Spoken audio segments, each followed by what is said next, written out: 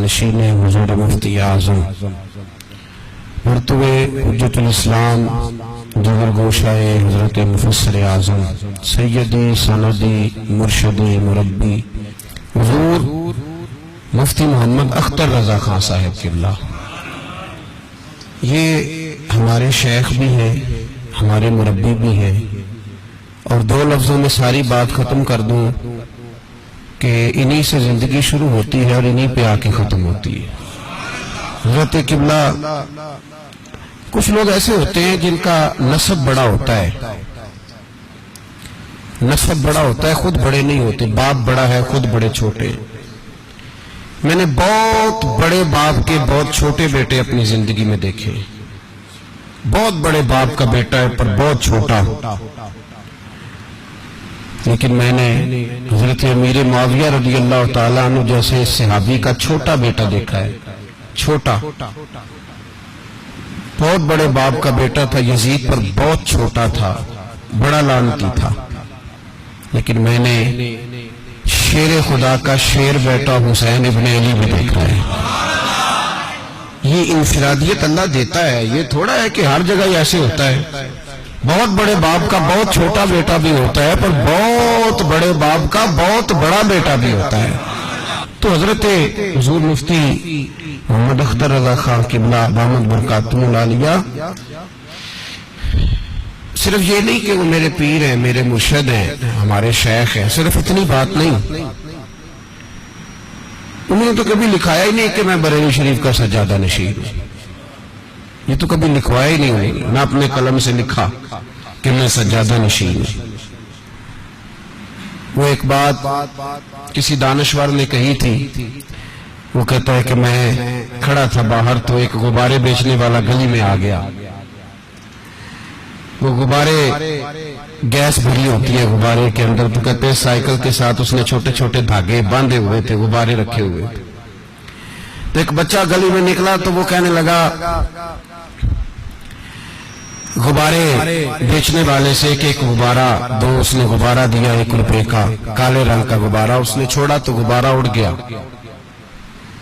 تو وہ سائیکل والے سے کہنے لگا کہ چاچا یہ پیلے والا غبارہ بھی اڑتا ہے؟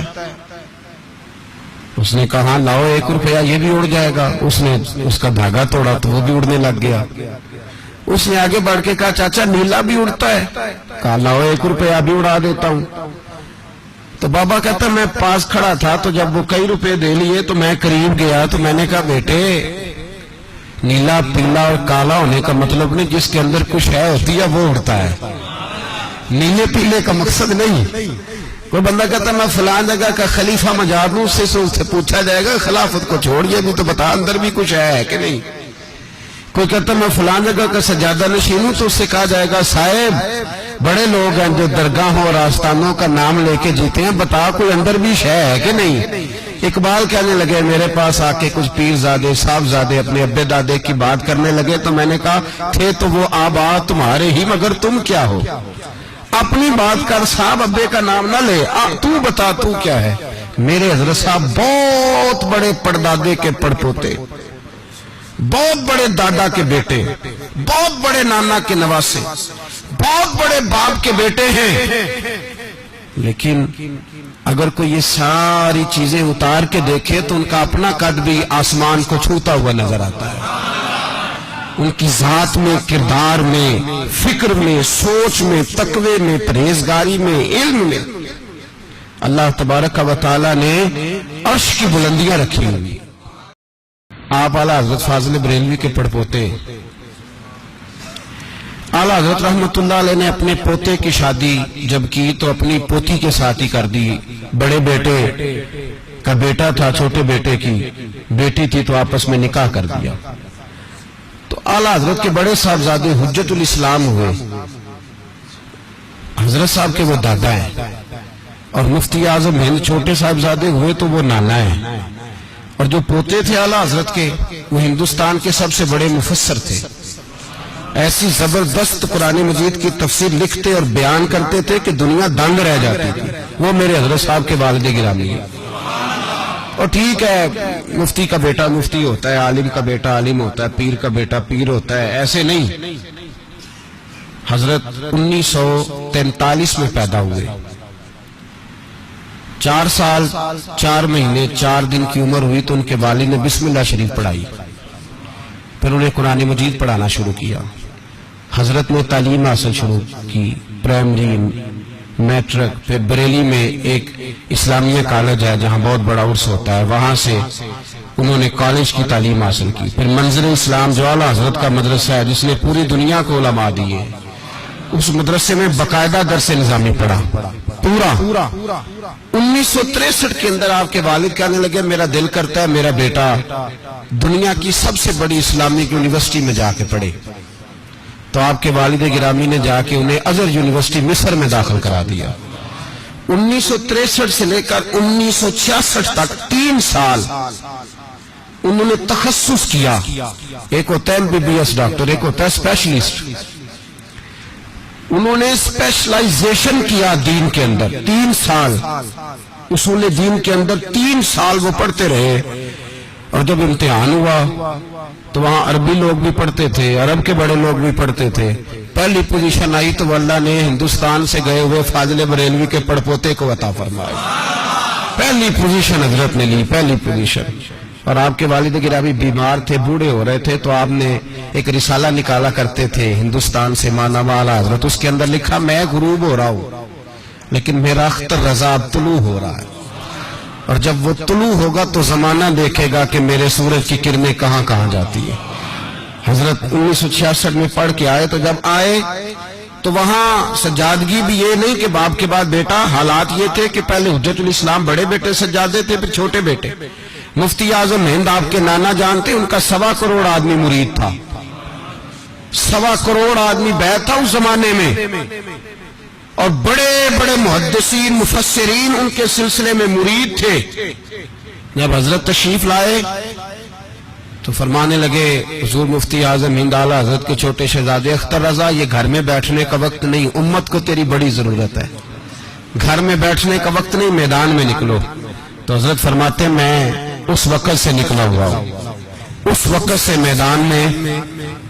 حضرت صاحب اردو بولتے ہیں تو جیسے لکھنؤ کے بہترین لوگ اردو بولتے ہیں ایسی بولتے ہیں، اور حضرت عربی بولتے ہیں تو عرب لوگ بھی دنگ رہ جاتے ہیں کہ اتنی اعلیٰ عربی بولتا ہے۔ انگریزی بولتے ہیں تو ان سے اچھی انگریزی کوئی نہیں بولتا، دنیا کی کئی زبانوں میں دسترس حاصل ہے، اور حال یہ ہے کہ دنیا کا کوئی کونا ایسا نہیں جہاں میرے حضرت نے سفر نہ فرمایا ہو، عالمی انٹرنیشنل شخصیت، انٹرنیشنل، ہر دنیا کے کونے میں آپ گئے اور ہر جگہ جا کے انہوں نے رسول اللہ صلی اللہ علیہ وسلم کے دین کا نام بلند فرمایا، اور صرف یہ نہیں کہ بد مذہب سے، بد عقیدہ سے، غیر مسلم سے بھی کہا کہ میں رسول اللہ کا نوکر ہوں، اگر مناظرہ کرنا ہو تو میں حاضر ہوں، ہر سوال کا جواب دینے، پوری دنیا کا سفر فرمایا، کتابیں بھی لکھی، تدریس بھی فرمائی۔ میں 90 کی دہائی سے حضرت کا غلام ہوں۔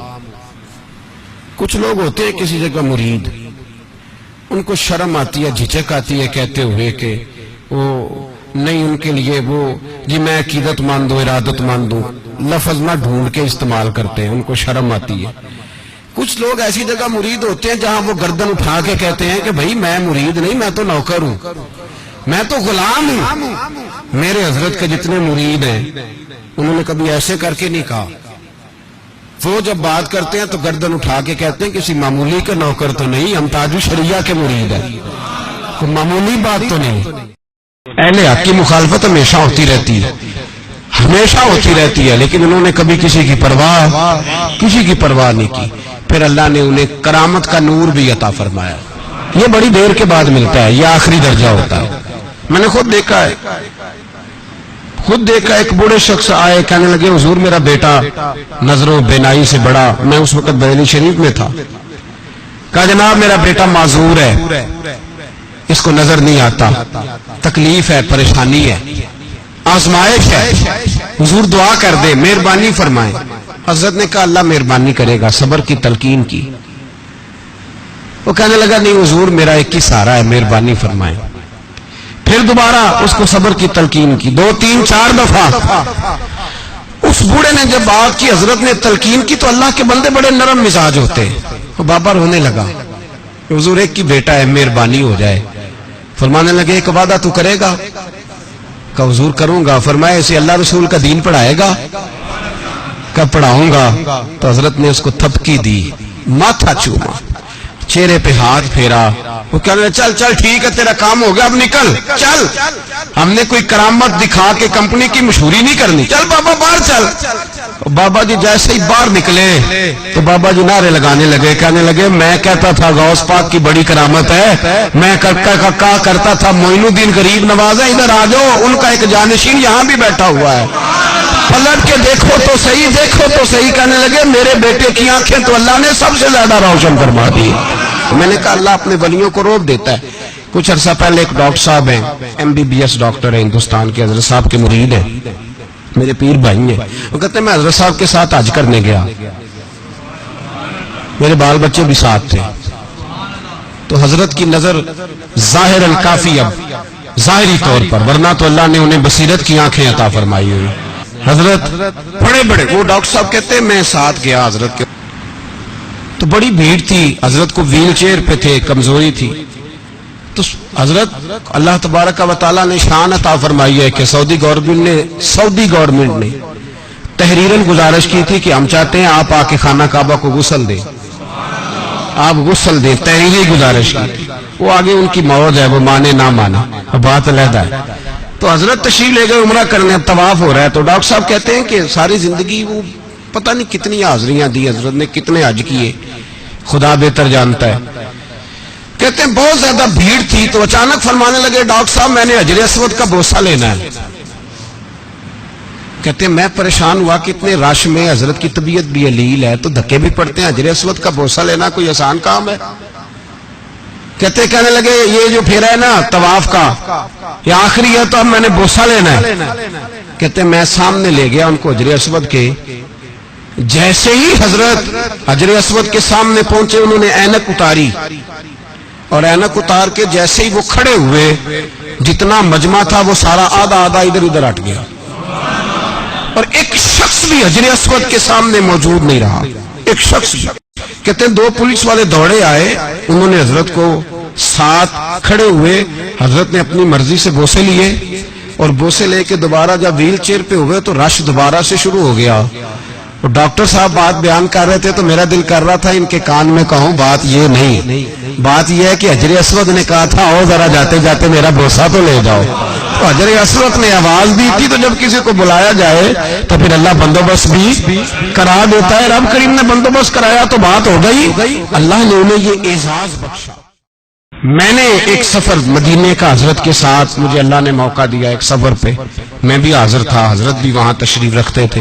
میں نے دیکھا ہے ہم حضرت کی ویل چیئر کو لے کے جب غلام نکلتے تھے تو چاروں جانب سے عربی بھی دوڑ دوڑ کے آتے, چاروں جانب سے پوچھتے تھے ان کا نام کیا ہے. ان کا لائق مجھے بھی کھڑا کر کے کہنے لگا شیخ کا نام کیا ہے, اور میں نے کہا تو کھول کے زیارت کر لے, تیرے لیے زیارت ہی کافی ہے, نام بھی ہم ان کا اتنی جلدی نہیں بتاتے, تیرے لیے زیارت ہی بڑی کافی ہے, یہ کوئی معمولی بات ہے سب کو بتاتے جائے.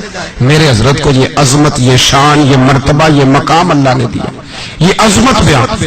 اور جہاں تک مریدوں کا تعلق ہے, حضرت کے مرید لاکھوں میں, حضرت سال میں 2 دفعہ پاکستان آیا کرتے تھے. میں بھی یہاں لاہور میں مرید ہوا تھا, کراچی میں بڑی زیارتیں کی. حضرت نے ایک سفر گجرانوالہ کا بھی فرمایا کسی زمانے میں, حضرت یہاں بھی تشریف لائے, اور پھر بریلی میں جا کر کے ہم نے بڑی کھل کے دیدار کیا, ان کی خدمت میں بیٹھے. بخاری کا وہ درس دیتے تھے تو ہمیں بھی وہ درس سننے کا موقع ملا, شاگرد بننے کا بھی اللہ نے موقع عطا فرمایا. اللہ کریم نے بڑی سعادتوں سے ہمیں نوازا, ہم نے وہ رنگ سارا ان کا دیکھا. حضرت کے ہزاروں لاکھوں چاہنے والے, لیکن میں نے دیکھا ہے جو غلام ہو گیا نا ایک دفعہ, اس کے نام کا بھی انہیں پتا ہے, وہ کہاں کا ہے یہ بھی انہیں پتا ہے, اس کو دوبارہ تعارف کرانے کی ضرورت ہے. ایک مفتی شرف الدین صاحب ہے, وہ کہتے ہیں اس طرح ہزاروں کا مجمع تھا تو رسا پھینکا گیا, حضرت کا میں مرید ہوا, بیعت ہو گیا نا. تو ایک صاحب مجھے کہنے لگے یار بھرے مجمع میں مرید ہو گئے, نہ پیر صاحب سے تم نے ہاتھ میں ہاتھ ملا کے مرید کیا, نہ تعارف ہوا, نہ کوئی بات ہوئی. اللہ والوں کی نسبت بڑی چیز ہے, خدا دے یہ دولت بڑی چیز ہے. وہ تو غوث اعظم فرما گئے قیامت تک جو میرے قادری سلسلے میں مرید ہو وہ میرا ہی مرید ہے, اور فرمایا میں اس کا بازو تھام کے اللہ کی بارگاہ میں اس کا سفارشی بنوں گا. اور میں رب سے کہوں گا اے اللہ اسے مرتے وقت توبہ کی توفیق عطا فرما دے، میں نے دعا مانگا۔ تو وہ کہتے ہیں میں بیعت ہو گیا حضرت سے، اب مجھے نا ایک آدمی گمراہ کرنے لگا، یہ مشورہ دینے والے بڑی تباہی ہو، یار تو کہاں مرید ہو گیا، نہ جا سکے نہ آ سکے نہ کچھ کر سکے۔ کہتے ہیں میں مولوی تھا، اور اللہ معاف کرے مولوی کے لیے مرید ہونا بڑا مشکل کام ہوتا ہے، مولوی ڈائریکٹ پیر ہی ہوتے ہیں، مرید ذرا کم کرنے ہوتے ہیں، الا ماشاءاللہ، سب کی بات نہیں کر رہا، اچھے لوگ بھی موجود ہیں، لیکن یہ ذرا تھوڑے تھوڑے مرید ہوتے ہیں، یہ دیکھتے ہیں کس پیر کے لوگ یہاں زیادہ ماننے والے ہیں اسی کے مرید بن جاتے ہیں، ان کی بیعت بھی سیاسی ہوتی ہے، الا ماشاءاللہ۔ مفتی شرف الدین صاحب کہتے ہیں مرید ہو گیا، لوگ مجھے کہنے لگے کدھر بیعت ہو گیا، نہ آ سکے نہ جا سکے نہ کچھ کر سکے۔ فرماتے میں بڑا پریشان تھا رات، اور میرا ارادہ تھا کہ چلو سویرے میں سوچتا ہوں کیا کرنا ہے، بیعت رکھنی ہے کہ نہیں رکھنی۔ کہتے میں رات کو سویا تو مجھے خواب میں حضرت کا دیدار ہوا۔ فرمانے لگے مولانا بتاؤں آپ کہاں مرید ہوئے تھے، بتاؤں کہاں کر کے بیٹھے تھے، بتاؤں کہاں کر کے آپ نے کس جگہ پہ اس رسی پہ ہاتھ رکھا تھا، بتاؤں۔ فرمایا چھوڑو مرید ہو گئے تو ہم جانے اور تم جانے، لوگوں کی باتیں کیوں سنتے ہو، گویا آپس کی باتوں میں غیروں کو کیوں لاتے ہو، فرمایا یہ چھوڑو۔ ہاں اگر بات کرنے کا شوق ہے، بات کرنے کا شوق ہے تو میرے بیٹے حضرت صاحبزادہ اسجد رضا صاحب کا نمبر لے لو، کبھی کبھی فون کر لیا کرنا، کوئی بات کر لینا کبھی کبھی۔ کہتے ہیں یہ بات ہو ہی رہی تھی کہ میرے دروازے پہ دستک ہوئی، میری آنکھ کھل گئی، میں پریشان ہوا کہ نمبر دیا نہیں اور خواب ختم ہو گئی، میں پریشان تھا۔ تو فرماتے ہیں کہ میرے محلے کے انجینئر تھے جو کچھ عرصے تک بریلی شریف میں بھی کام کرتے رہے، وہ اچانک آئے میرے دروازے پہ دستک دی، میں باہر آیا تو کہنے لگے مولانا سنا ہے آپ بریلی شریف میں حضرت تاج الشریعہ سے مرید ہوئے، میں نے کہا ہاں۔ کہنے لگے ان کے بیٹے کا نمبر ہے میرے پاس لینا ہے، ان کے بیٹے کا نمبر ہے میرے پاس چاہیے۔ تو کہتے ہیں وہ نمبر لیا، میں بریلی شریف حضرت کی زیارت کرنے آیا، تو اب پہنچتے ہی نا میرے دل میں پہلا خیال یہ آیا کہ حضرت خواب میں جو آئے تھے تو نمبر بھی دے ہی جاتے، خواب میں جو آئے تھے سامنے بیٹھے۔ اور ترمذی کی حدیث سناؤ، میرے نبی پاک نے فرمایا اتقوا فراست المومن فإنه ينظر بنور اللہ، مومن کی فراست قلبی سے ڈرا کرو، وہ تو اللہ کے نور سے دیکھتا ہے، وہ سر کی آنکھوں سے نہیں دیکھتا صرف، وہ تو اللہ کے نور سے دیکھتا ہے۔ اولیاء کیا ہیں؟ جواسیس القلوب، اقبال کہتے ہیں ولی تو دل کا جاسوس ہوتا ہے، وہ تو تیرا دل پکڑ لیتا ہے، تیرے اندر کیا کھچڑی پک رہی ہے اسے سارا پتا ہوتا ہے۔ فرماتے ہیں میں اندر داخل ہوا تو داخل ہوتے ہی فرمانے لگے، میرے دل میں خیال تھا کہ حضرت نمبر بھی دے دیتے خواب میں آئے جو تھے، تو فرمانے لگے مولانا میں تو خواب میں ہی تھا، آپ کے دروازے پہ دستک ہو گئی تھی، ورنہ میں تو نمبر دینے ہی والا تھا، تو آپ کے دروازے پہ دستک ہوئی، جلدی آپ کو تھی، ہمیں تو کوئی جلدی، تو نے ہی برتن کلوز کر لیا، ورنہ دینے والا تو رمجم دے رہا تھا۔ اور بولے آدمی تو ہی چھوڑ کے چلا گیا، ورنہ دینے والا تو تجھے بھر بھر کے دے رہا تھا۔ اور میرے نبی پاک نے بخاری میں اللہ کے ولی کی علامت بیان کی، فرمایا ولی کا چہرہ دیکھو تو خدا یاد آ جاتا ہے، چہرہ دیکھنے سے پتہ چل جاتا ہے کہ یہ اللہ کا ولی ہے، اس کے چہرے کا حسن، تقوی، پرہیزگاری۔ میرے حضرت کا چہرہ ایسا ہے کہ خالی وضو کر کے، خالی امامہ باندھ کے، وضو کر کے امامہ باندھ کے کبھی بریلی کی گلیوں میں نکلے نا تو ہندو چہرہ دیکھتے جاتے ہیں اور کہتے جاتے ہیں یار یہ کوئی انسانوں کا چہرہ تو نہیں لگتا، یہ تو کوئی دیوتا ہے، یہ تو کوئی فرشتہ ہے جو اتر آیا۔ بات کریں تو معصومیت کے پھول جڑتے ہیں، ان کے لب و لہجے سے یوں ہے جیسے اس شخص کے لفظوں نے بھی وضو کیا ہے، جیسے اس کی باتیں بھی طہارت کر کے آئی ہیں، جیسے اس کے جملوں کو بھی کسی نے کستوری لگا دی ہے۔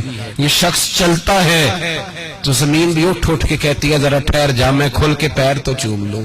لگتا ہے کہ دھرتی رک رہی ہے، زمانہ آوازیں دے رہا ہے، لوگ پیچھے بھاگ رہے ہیں، پتہ نہیں کون لوگوں کو بتا دیتا ہے کہ یہاں وہ بیٹھے ہوئے۔ ہم نے دیکھا یہاں جہاں وہ ہوتے ہیں وہاں محفل ہوتی ہے، جہاں وہ ہوتے ہیں وہاں انجمن ہوتی ہے۔ خدا جانے کتنا ان کے وجود کو میٹھا لگا ہوا ہے کہ شہد بانٹنے والی مکھیاں پلٹ پلٹ کے انہی کا طواف کرتی دکھائی دیتی ہیں، لاکھوں کے مجمع میں منفرد نظر آتے ہیں، ہزاروں میں نرالے دکھتے ہیں، چہرہ لوگ دیکھتے جاتے ہیں اور رسول اللہ پہ درود پڑھتے جاتے ہیں۔ یہ رنگ ہم نے، یہ جلوہ ان کا دیکھا، یہ انداز دیکھا۔ اور پھر ہمارے زمانے میں تقوی کا معیار یہ رہ گیا ہے کہ ممبروں پہ بیٹھ کے لوگ کہتے ہیں فلانا بھی غلط ہے، فلان بھی غلط ہے، فلانا سنت پہ عمل نہیں کر رہا، فلانا، بعد میں دیکھتے ہیں بڑے آستانے کا صاحبزادہ ہے تو خیر صلاح ہے، وہ فلاں جگہ کے مولوی صاحب ہیں بڑی مسجد کے تو کوئی نہیں، ان کو معافی دے دو، چھوٹا آئے گا تو قابو۔ حضرت ایسا نہیں کرتے، حضرت کا یہ مزاج نہیں۔ کراچی میں کانفرنس ہو رہی تھی، ابھی تک میں آپ کو چشم دید باتیں بتا رہا ہوں۔ اللہ تبارک و تعالیٰ کا جو کامل ولی ہوتا ہے اللہ اسے روح عطا کرتا ہے۔ جو میرے نبی پاک صلی اللہ علیہ وسلم نے فرمایا جو اللہ سے ڈرتا ہے پھر وہ کسی اور سے نہیں ڈرتا، بس سمجھ جاؤ اس بات کو، جو اللہ سے ڈرتا ہے وہ کسی اور سے نہیں ڈرتا، اور جو اللہ سے نہیں ڈرتا وہ ساری دنیا سے ڈرتا ہے۔ اللہ سے ڈرتا ہے وہ پھر کسی اور سے، اور اس کی شرح میں محدثین فرماتے ہیں جو رب سے ڈرتا ہے پھر دنیا اس سے ڈرتی ہے، پھر لوگ اس سے ڈرتے ہیں، پھر اس کا روب طاری ہو جاتا ہے، پھر تنتنا دبدبا اللہ اسے عطا کرتا ہے۔ میرے بھائی کراچی میں کانفرنس تھی، بڑے بڑے علماء، محدثین، مفسرین، بڑے بڑے لوگ آئے ہوئے تھے، مشائخ کانفرنس تھی۔ بغداد شریف کے سجادے آئے تھے، کہاں کے؟ بغداد کے سجادے، پیر خانہ بھی ہے، غوث اعظم کی اولاد بھی ہے، ان کو سجادگی پہ بٹھایا گیا، لیکن چہرے پہ داڑھی کوئی نہیں تھی، پینٹ کوٹ پہنا ہوا ہے، ٹائی لگائی ہوئی ہے، اور وہ تشریف لائے۔ اس میں کوئی شک نہیں کہ سید سے جب تک کفر نہ ہو قابل تعظیم ہے، لیکن اس کو نصیحت کرنے کی اجازت ہے، دین میں نصیحت کرنے کی گنجائش ہے، اس کو سمجھانے کی گنجائش ہے۔ کراچی کانفرنس ہو رہی ہے، کھچا کھچ حال پڑا بھرا ہوا، کسی مولوی کو یاد نہیں آیا کہ انہیں بھی کہنا ہے کہ جناب آپ کے بڑوں کا طریقہ کچھ اور ہے، انہیں بھی سمجھانا ہے، ان کو بھی بتانا ہے، کسی کو خیال نہیں آیا۔ حضرت جب اس سٹیج پہ گئے تو کلین شیو صاحب زیادہ دیکھا، ٹائی دیکھی، باقی تعریفیں کر رہے تھے، شہزادہ غوث الورا، نور دیدہ غوث اعظم۔ حضرت سیدھے ان کے پاس گئے اور جا کر کے ٹائی سے پکڑا اور بڑے ادب کے ساتھ فرمانے لگے، حضور یہ جو آپ نے حلیہ اختیار کیا ہے یہ آپ کے گھر کا طریقہ نہیں، یہ آپ کے گھر کا طریقہ، او بھائی دیکھی جائے گی، جو تانا دے گا اس کو دیکھ لیں گے، دیکھا جائے گا جو بعد میں بات کریں گے، لیکن ہم رسول اللہ کے نوکر ہیں، ہماری پہلی ڈیوٹی رسول اللہ کے دین کی تبلیغ کرنا ہے، یہ پیغام ہے میرے حضرت صاحب کا۔ فرمایا او جناب یہ جو آپ نے حلیہ اختیار کیا یہ آپ کے گھر کا طریقہ نہیں، ہم لوگ تو غلام ہیں، آپ نسل ہیں، آپ کی داڑھی سب سے اچھی ہونی چاہیے تھی، سنت کا لبادہ سب سے زیادہ آپ پر جچنا چاہیے تھا۔ وہ شہزادے تھے غوث پاک کے، ان کے رونگٹے کھڑے ہو گئے، کہنے لگے زندگی میں کسی شخص کی نصیحت نے اگر میرے دل اور روح پہ اثر کیا تو حضرت عادل شریعہ ہے، میرے دل اور روح پہ گھر کر گئی ہے ان کی نصیحت، اور کہنے لگے انشاءاللہ اب داڑھی بھی پوری رہے گی، لباس بھی رسول اللہ کے طریقے کے مطابق آئے گا۔